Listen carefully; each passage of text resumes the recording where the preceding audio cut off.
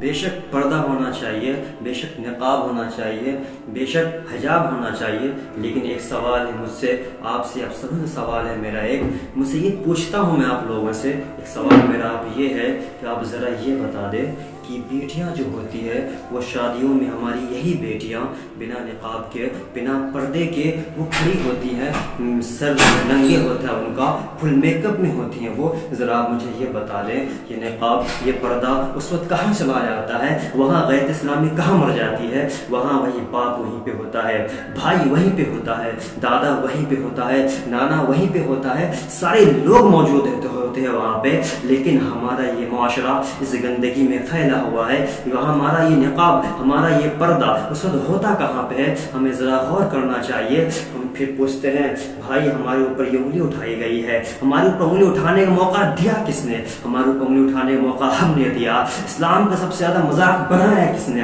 سب سے زیادہ اسلام کا مذاق ہم نے بنایا، اسلام کو پہلے اتلے کچلا کس نے، سب سے زیادہ اسلام کو پہلے کچلا ہم نے۔ بھائی ہم مسلمان کہاں ہیں، ہماری مسلمانیت ہم کیا ہیں، ہم کیا ہمیں ہونا چاہیے تھا، ہم نے غیروں کو، ہم نے خود پردہ، یہ شادیوں میں ہوتی ہے یہ پردہ وہاں پہ ہونا چاہیے تھا لیکن نہیں ہے، پردہ اگر وہاں پہ ہے پردہ یہاں بھی ہونا چاہیے، حجاب اگر وہاں پہ ہے حجاب یہاں بھی ہونا چاہیے تھا۔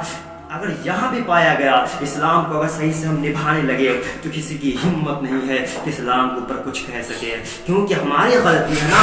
اور آج اگر معاشرہ ہمارا اس حد تک گندا ہو چکا ہے، اگر غور کیا جائے تو یہاں پر جہاں تک کہ مزاروں میں بھی یہ چیز پائی جاتی ہے، مزار میں بھی عورتیں ناچتی بھی نظر آتی ہے، ایسا معاشرہ ہمارا ہو گیا ہے۔ اور ہمارے جو پیر صاحب ہوتے ہیں وہ بت بنے چلے ہوئے جا رہے ہوتے ہیں۔ آخر سوچنے کا مقام ہے، غور کرنے کا مقام ہے کہ ہمارا پیر بھی اسے روک نہیں سکتا ہے۔ آج کل کا پیر ایسا ہو گیا ہے جو ننگے سے عورتوں کے ناچتے ہوئے دیکھ رہا ہے لیکن بندہ کچھ بول نہیں سکتا۔ وجہ اس کی کیا ہے؟ وجہ اس کی یہ اسلام کو ہم نے خود گرایا ہے، اسلام کا مذاق ہم نے خود بنایا ہے، اسلام کو، اس کے قاعدہ کو، اس کے قانون کو ہم نے خود روندا ہے۔ جب ہم نے خود روندا ہے پھر وہ انگلی کیوں نہ اٹھائے؟ اب کہ اسلام خطرے میں ہے، اسلام خطرے میں کیا ہے؟ ہم نے خود اسلام کو بیچ رکھا ہے۔ بھائی جانے کہ ہم کہاں پہنچے ہیں، ہمیں کہاں ہونا چاہیے تھا۔ بھائی غور کریں تو بات سمجھ میں آتی ہے، ساری غلطیاں ہماری طرف آتی ہے۔ ہم اپنے معاشرے کو ٹھیک کریں، اپنی بیٹیوں کو ٹھیک کریں۔ جہاں بیٹیاں شادی میں ننگے سر ناچتی بھی نظر آتی ہے وہاں پر رائٹ بنتا ہے کہ اپنے معاشرے سے، جہاں پر آپ دوسرے سائڈ سے فائٹ کریں گے، رائٹ آپ کا یہ بنتا ہے کہ آپ پہلے اپنے معاشرے سے فائٹ کریں، تب اس کے بعد حق بنتا ہے بولنے کا۔ جہاں تک بات آتی ہے اسلام کی تو اسلام تیری نبض نہ ڈوبے گی حشر تک، اسلام تیری نبض نہ ڈوبے گی حشر تک۔ تیرے رگوں میں خون رواں ہے چار یار کا، تیرے رگوں میں خون رواں ہے چار یار کا، جس کے رگوں میں حضرت ابوبکر صدیق کا خون ہو، جس کے رگوں میں حضرت عمر فاروق کا خون ہو، جس کے رگوں میں حضرت عثمان غنی کا خون ہو، جس کے رگوں میں حضرت علی مشکل کشا کا خون ہو، شہدائے کرام کا خون ہو، اس کو کوئی کیا مٹا سکے گا، اس کو کوئی کیا بول سکے گا؟ ان چماروں کی کیا حیثیت جو اسلام کے بارے میں کچھ بول دے، ان کی کیا اوقات اسلام کے بارے میں کچھ بول دے، ان کی حیثیت نہیں اسلام کے بارے میں کچھ بولنے کی، ان کی اتنی حیثیت نہیں۔ یہ شروع سے نا انجار تھے، یہ شروع سے نالائق تھے، یہ ایک چمار جا رہے ایک لائن سے جو انگلی پر انگلی، جو اسلام پر انگلی اٹھاتے ہیں، ان کی کوئی حیثیت نہیں جو یہ اسلام کے بارے میں کچھ کہہ دے۔ آئیے میں آپ کو بتاتا چلوں ان چماروں کا شروع کا واقعہ۔ یہ شروع سے ایسے نالائق تھے، شروع سے حرام خور تھے۔ وہ کیسے تھے میں بتاتا چلوں۔ حضرت ابراہیم علیہ السلام کو اللہ نے دنیا میں بھیجا کہ وہ راہ راست پہ نہیں ہے، انہیں راہ راست، انہیں خدا تعالیٰ نے حضرت ابراہیم علیہ السلام کو بھیجا کہ انہیں راہ راست پہ لایا جائے، خدا یگانہ کی طرف لایا جائے۔ وہ بت پرستی کرتے ہیں۔ جب حضرت ابراہیم علیہ السلام دنیا میں آئے اور تبلیغ کیا ان لوگوں کے پاس جا کر کہا دیکھو تم راہ راست پہ نہیں ہو، راہ راست پہ آ جاؤ، مطلب کیا؟ خدا یگانہ کی طرف آ جاؤ، تم جو بت پرستی کرتے ہو یہ بت پرستی غلط ہے، اس کو چھوڑ کر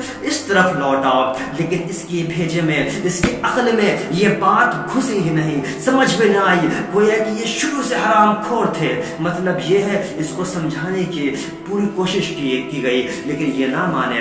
حضرت ابراہیم علیہ السلام نے پھر سوچا کہ اس کو جو ہے پریکٹیکل کر کے دکھایا جائے۔ جب کچھ بات ایسی ہوا کرتی ہے نا، جب بات لوگوں کو سمجھ میں نہ آئے تو اسے پریکٹیکل کر کے بھی دکھایا جاتا ہے، تاکہ جب دلائل سے بات سمجھ میں نہ آئے، تاکہ لوگ اسے جو سمجھایا جائے کسی اور طریقے سے ہو سکے اسے یہ بات سمجھ میں آ جائے۔ حضرت ابراہیم علیہ السلام نے وہ طریقہ اپنایا، وہ انہوں نے سمجھا، ان کو سمجھانے کا طریقہ کچھ الگ کیا جائے۔ جب وہ میلہ میں گئے، اب جب میلہ میں تو آج کل ہمارے اسلامی بھائی بہن بھی چلے جاتے ہیں، اور ایک چیز اور بتا دوں، چاہے وہ میلہ ہو یا جلسہ ہو، جہاں پر عورتیں آتی ہو، مطلب وہ عورتیں جہاں آئی وہ گندگی کا جڑ ہو گیا، وہاں سے آپ کو دین کی بات سننے کو نہ ملے گا۔ جلسہ سے جہاں عورتوں کی باقاعدہ کرسی لگی ہو، مطلب یہ سمجھے وہاں دین کم، وہاں بے حیائی زیادہ شروع ہوتی ہے۔ یہاں میلہ میں بہت کم جو لوگ گھومنے کی نیت سے نہ صحیح لیکن جاتے ہیں بے حیائی کے لیے جاتے ہیں، تو میلہ سے دور رہیں۔ یہ خیر میرا تو ان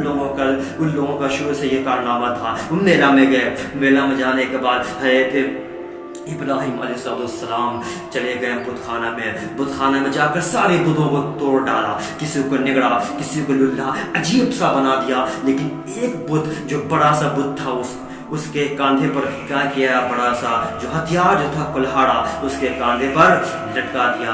ہاں بھائی، اس کے کاندھے پر کیا کیا، اس کلہاڑے کو لٹکا دیا۔ ابراہیم علیہ السلام نے یہ طرز عمل کی۔ اس کے بعد جب دیکھا گیا وہ قوم اپنے میلہ سے گھوم کر آئے، کہاں پوجا کرنے کے لیے، اپنے خدا کی عبادت کرنے کے لیے جب وہ آئے تو وہ دیکھتا کیا ہے، ہمارے بت ٹوٹ چکے ہیں۔ وہ کہتا ہے من فعل ہذا بآلہتنا، ہمارے بتوں کے ساتھ، ہمارے معبودوں کے ساتھ یہ کس نے کیا، یہ حرکت کس نے کی؟ حضرت ابراہیم نے فرمایا فعل کبیرہم ھذا، یہ جو بڑا والا ہے نا، بڑا والا اس نے کیا ہے، کیونکہ یہ واضح تھا کہ یہ بڑا والا جو تھا، یہ بڑا والا بت اس نے کچھ کیا نہیں ہے، لیکن ان عقل کا اندھوں کو سمجھانے کے لیے یہ بات کہی گئی تھی کہ جو بڑا والا ہے نا اس نے کیا ہے، کیونکہ سارے سراغ کس طرف جا رہے تھے، اس طرف جا رہے تھے، اس کی کوئی کٹنگ نہیں تھی، اچھا خاصا کھڑا ہوا تھا، ایک دم مشٹنڈوں کی طرح کھڑا ہوا وہ بت تھا، کھڑا ہے وہ۔ اب دیکھا جائے تو وہ ہتھیار کس کے پاس ہے، اسی کے پاس ہے،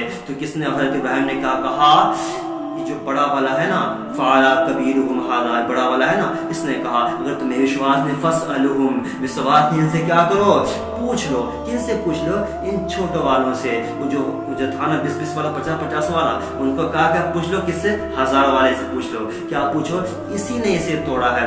بات واضح تھی، اس نے نہ توڑا، لیکن انہیں سمجھانے کے لیے بات سب کی جا رہی ہے۔ حضرت ابراہیم علیہ السلام کا اس طرز عمل سے قرآن کہتا ہے، قرآن میں آیا ہے فرجعوا الی انفسہم فی انفسہم یا الی انفسہم، اس طرح کی آیت ہے، اس میں یہ اپنے دلوں میں جھانکنے لگے، ڈھونڈنے لگے اور سوچنے لگے کہ واقعی جو ہم یہ سوچ رہے ہیں انکم انتم الظالمون، ہم کیا ہیں، ہم بہت بڑے ظالم ہیں، سوچنے لگے واقعی تم کیا ہو، ظالم ہو۔ وہ سوچنے لگے کہ ابراہیم نے کیسا سوال کر دیا مجھ سے جس کا جواب نہیں ہمارے پاس۔ واقعی ابراہیم نے اس بت کو توڑا، مارا، پیٹا، اس کا حال عجیب سے بدحال کر دیا، لیکن اس کے پاس بولنے کی قوت نہیں، یہ کہہ نہیں سکتا کہ اسے مارا کس نے ہے، یہ سوچ میں پڑ گئے۔ آخر ان کا دل کیا ہوا، ان کا دل گھومتا گیا۔ قرآن میں آیا ہے کہ ان کے حضرت ابراہیم کے اس طرز عمل سے، اس طرز تبلیغ سے ان لوگوں کے دل میں یہ بات گھومنے لگی کہ واقعی ہم کیا ہیں، غلط ہیں، غلط نہیں بلکہ بہت غلط ہے۔ ظالمون کا مطلب یہ ہوتا ہے بہت غلط۔ ظالم الشیء فی غیر محل، ظالم کے کیا مطلب ہے، الشیء فی غیر محل، جس کا جو حقدار نہیں اس کو اس طرف مائل کر دیا جائے، جس کا جو لائق نہیں ہے اس کو اس طرف مائل کر دیا جائے۔ پتھر اس لائق نہیں تھا اس کو خدا بنایا جائے، اسے خدا بنا دیا گیا۔ جو خدا تھا اسے کہاں کر دیا، نیچے کر دیا گیا۔ ان لوگوں کی یہ حقیقت تھی، یہ کرتے جا رہے تھے۔ حضرت ابراہیم علیہ السلام نے اسے سمجھایا۔ پھر کیا ہوا، پھر ان لوگوں نے ریورس گیئر لگایا، پھر وہی بات ان لوگوں کے دماغ میں گھسی، اور ایسا نہ ہو ہمارا خاندان چھوڑ جائے گا۔ اگر میں یہ کہہ دوں حضرت ابراہیم صحیح کہہ رہے ہیں تو ہمارے خاندان والے ہم پہ لعن و طعن کریں گے، देंगे, हमें ये लोग छोड़ देंगे, हमें ये लोग इन लोगों से हम जब वाबस्ता हो नहीं रहेंगे, फिर लोग से मुझे पीछे हटना पड़ेगा, लोग मुझे क्या क्या कहेंगे। फिर सब बैक ज़बानों ने कहा लक़द अलिमतु मा हाउलाई यंतिक़ून, इब्राहिम मैं जानता हूँ कि ये बोल नहीं सकते, मैं क्या जानता हूँ कि ये बोल नहीं सकते। अब कैसे करें, इनसे पूछ लीजिए, जब ये हो ही नहीं सकता, ये बोल ही नहीं सकते, तो आप करें इनसे पूछ लो। हज़रत इब्राहिम ने फरमाया उफ़्फ़ी लकुम, तुफ़ है तुम्हारे इस हाल पे, उफ़ है तुम पर, जब तुम जान रहे ये बोल नहीं सकते, जब जान रहे ये हिल नहीं सकते, फिर तुम इसको अपने रहनुमा मानते हो, इसे तो अपना मुश्किल कुशा मानते हो, तुम इसे अपने हाजत रवा मानते हो। अब इसको कुछ लायक नहीं। जब कौम के पास कोई दलाइल नहीं थे, वो कहा कि हम नहीं जानते, हमारे आबाज़ ये करते हुए आए, हम यही कर रहे हैं। जब कौम के पास कोई दलाइल ना था, तो जब दलाइल इंसान के पास ना होता है तो वो करता क्या है, वो धमकी पे आता है। अब वो धमकी पर आ गया, अब वो कौम क्या कह रही है, अब वो कौम ये कहने लगी, वो जोश में आ गई, कहने लगी उन्सुरु आलिहतकुम, अपने माबूद को बचाओ। देखिए गौर करने का मकाम है, अपने माबूद को ये बचाएगा, ये चमार अपने माबूद को बचाएगा, इसकी क्या हैसियत, अपने खुदा को बचाएगा, अपने खुदा को बचाने के लिए ये आएगा। जोश में कहने लगा उन्सुरु आलिहतकुम क़ालू हुर्रिक़ुहु, कहा इब्राहिम को आग में डालो, इन्हें अपने माबूद को बचाओ, वरना क्या करेंगे ये और माबूदों को तोड़ डालेंगे। जोश में कहते जा रहा है, कहते जा रहा है बचाओ अपने माबूद को, बचाओ अपने माबूद को। ये नालायक अपने माबूद को बचाएगा, बेशक नहीं बचाएगा। हज़रत इब्राहिम ने उनके दिलों की बात को जाना, वो हज़रत इब्राहिम जान गए वो कहना क्या चाह रहा है, वो सोच क्या रहा अपने गंदे दिमाग में। हज़रत इब्राहिम ने फरमाया कि तुम उस खुदा को छोड़कर तुम इस भगवान, इस बुत की पूजा कर रहे हो इस वजह से, ताकि तुम्हारा खानदान तुमसे बरकरार रहे, तुम्हारा खानदान तुमसे जुदा ना हो, इसलिए कर रहे हो ना पूजा। जान लो कि ये महशर के दिन ये खानदान आपस में गानो तान करेंगे, आपस में लड़ेंगे, और तुम जिस दोस्त